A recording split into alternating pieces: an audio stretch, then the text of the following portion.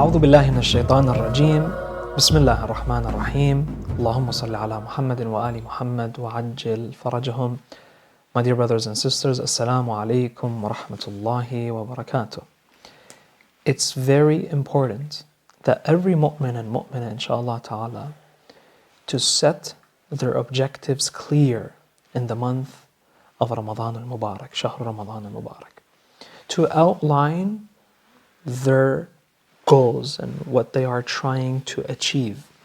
Otherwise, if we leave things undetermined, if we leave things unplanned, the vision of Shahr Ramadan al-Mubarak will be blurred. And then this month accelerates really quick and we'll get to the end of it in no time. And I'm sure many of you have experienced that, where you get to the last days of Shahr Ramadan al-Mubarak and now you're trying to speed up and take advantage of this blessing month. So let's not miss on this beautiful, golden opportunity from Allah subhanahu wa ta'ala. In this clip and down the line, perhaps I'm going to try to suggest areas and, if you will, objectives that we can work towards in this blessed month, taking advantage of the aid and support of Allah subhanahu wa ta'ala. Also keeping in mind, that does not mean that when this blessed month comes to an end, that means we give up our objectives and goals. Rather, Shahr Ramadan is a starting point, if you will, a stepping stone towards even expanding and excelling to Allah subhanahu wa ta'ala. So the reality that I'm trying to present today, if you will, the Quranic rule, that belief, if you want to call it, it's well known, everyone knows about it, we believe in it, right? It's even one of the characteristics of Allah subhanahu wa ta'ala, but we have neglected that thought for a while and we left it in a corner in our belief system.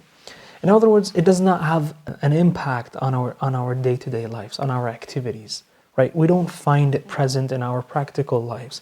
And this is what we're trying to do. We're trying to cultivate this reality and bring it back so it could have an influence on our practices, on our works, in our day-to-day lives, inshaAllah ta'ala. So it's summed up in a very beautiful ayah that says, قُلِ اللَّهُمَّ مَالِكِ الْمُلْكِ تُؤْتِي الْمُلْكَ مَنْ تَشَاءُ وَتَنْزِعُ الْمُلْكَ مِمَّنْ تَشَاءُ تُعِزُّ مَنْ تَشَاءُ وَتُذِلُّ مَنْ تَشَاءُ بِيَدِكَ الْخَيْرُ إِنَّكَ عَلَى كُلِّ شَيْءٍ قَدِيرٌ.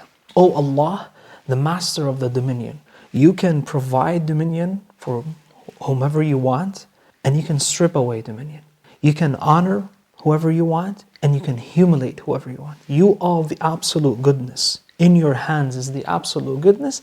And then in those legendary words, it sums up and it says, إِنَّكَ عَلَى كُلِّ شَيْءٍ قَدِيرٌ. O Allah, you are all powerful over everything.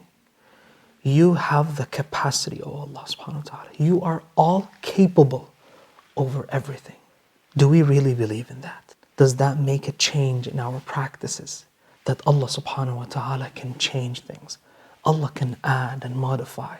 Allah could relieve, for example, my stress and anxieties. Allah subhanahu wa ta'ala could give me whatever I ask for, right?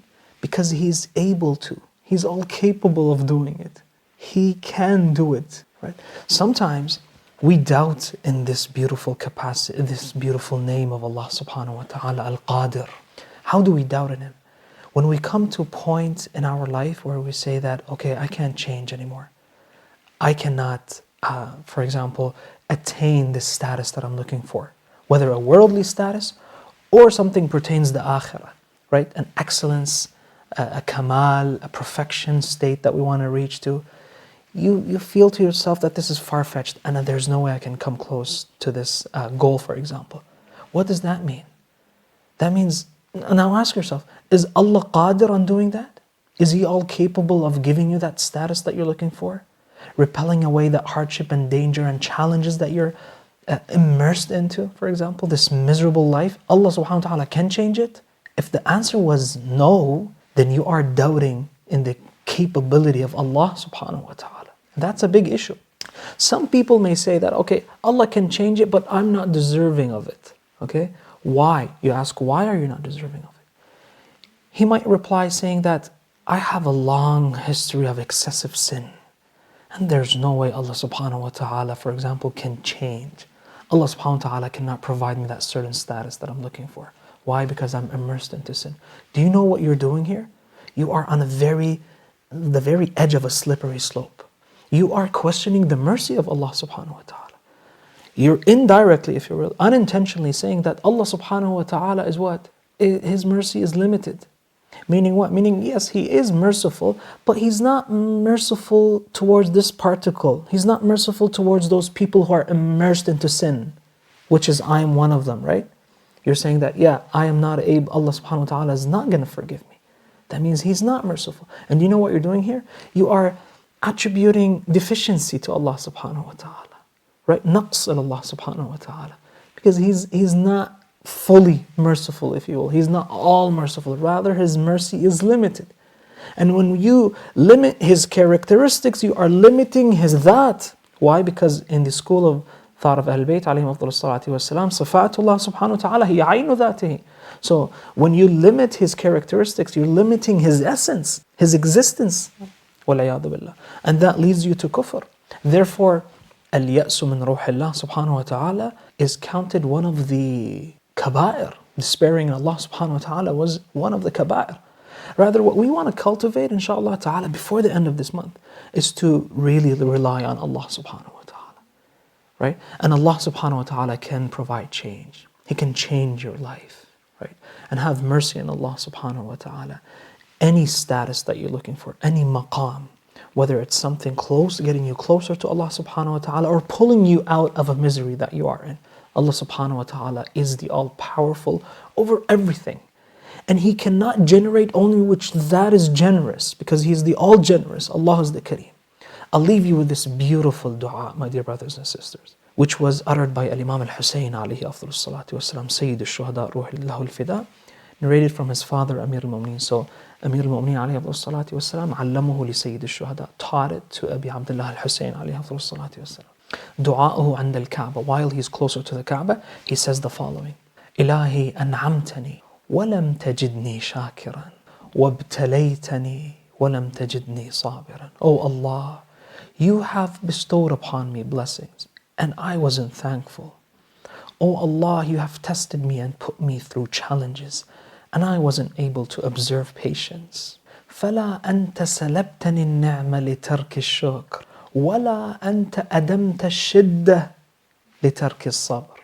And oh Allah subhanahu wa ta'ala, as in conclusion, You did not strip away the blessings that You're showering me with because I wasn't thankful. And on the other hand, you did not keep testing me with hardships and calamities because I wasn't able to observe patience. And then he puts those beautiful legendary lines. I wish every one of you, my dear viewers, to write it down in your notes and say it in your salah. Remember these words in every single day of Shahr Ramadan al-Mubarak. Ilahi la yakunu min al-kareem illa al-karam. Ilahi la yakunu min al-kareem illa al-karam. Ilahi la yakunu min al-kareem illa al-karam. Oh Allah, the generous results only generosity, emits and generates only generosity. And this is what we believe in Allah subhanahu wa ta'ala. He is generous and we are greedy, if you will, for this generosity of Allah subhanahu wa ta'ala. Wa sallallahu ala sayyidina wa nabiyyina Muhammadin wa alihi.